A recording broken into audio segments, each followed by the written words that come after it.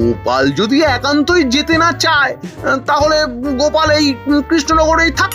না না, গোপালও যাবে। আমি যখন গোপালকে যাবার কথা বলেছি তখন গোপাল নিশ্চয়ই যাবে। কি গোপাল, যাবে তো? মহারাজ, আপনি যখন বলছেন তখন তো আর আপনার কথা ফেলতে পারবো না। ঠিক আছে, আমি যাব। তবে মহারাজ, আমি ন্যাপলা পুঁটি গুলটেকে বলে দেব, ওরা আপনার হাতে হাতে পুজোর সব কাজ করে দেবে। বেশ বেশ বেশ, তাহলে তো আর কোনো অসুবিধেই রইল না। আর ওরা তো এক একটা যন্ত্র, নিমেষের মধ্যেই সব কাজ করে ফেলে।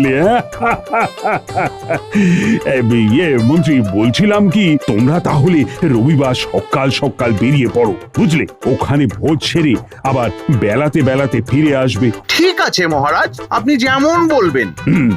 তাহলে তো মোটামুটি সব হয়ে গেল, আর দেরি করে লাভ নেই। কেমন? আজকের মতো সভা তাহলে এখানেই শেষ হলো। তাহলে পুঁটি,